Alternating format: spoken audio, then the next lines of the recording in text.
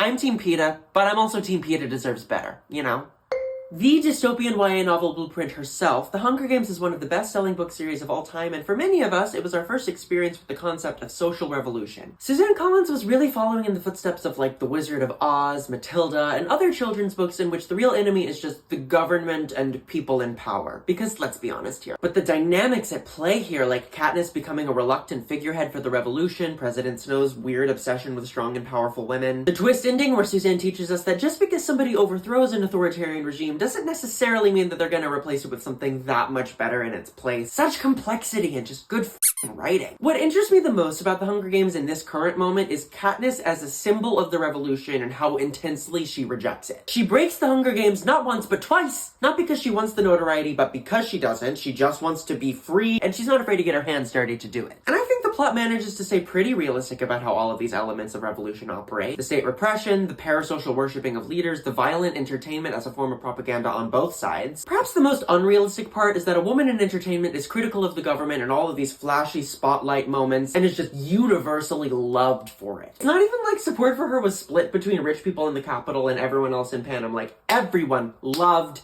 Katniss. Caesar Flickerman's gay ass could not get enough of this little attempted double murder-suicide. She basically wore a dress that said "Eat the Rich" to the second Hunger Games, and rich Capitol bitches in the audience had this braid all over their Pinterest boards. And I think of real-life women in entertainment like the Chicks or Sinead O'Connor, taking shots at powerful institutions in front of a giant spotlight and just having their careers decimated. Eartha Kitt made some pretty passive comments against the Vietnam War during a luncheon with the First Lady, and not only did her career in the United States tank, but she got placed on an FBI watch list. That said, as unrealistic as it is, I love how widely adored Katniss has become in the public consciousness, both in the story and in real life. I won't say that the general public now universally loves a rebellious woman superstar, but I think the reactions to flashy political pop moments have become more split in a post-Hunger Games world. I also have a half-baked thought that the Hunger Games is a reason why the Me Too movement is as successful as it has become and has resulted in real consequences for many powerful men who have committed sexual assault, despite the fact that many of the women who've come forward have been blacklisted, punished by the media, or otherwise overshadowed by the movement itself as a concept. Also, he's not a woman, but I do have thoughts about the connection between the public's love for Katniss and their infatuation with Luigi Mangione, but I'm getting off topic here. But truly my favorite thing about Katniss is that she's not exactly the most warm and caring person to just about anyone except Prim. She sets a glorious example to girls everywhere that you don't have to be nice to be right.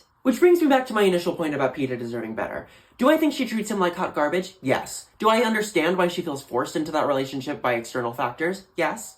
Do I think they're both trying their best in extremely traumatizing circumstances? Yes. Do I think she and Gale are more compatible? Let's just say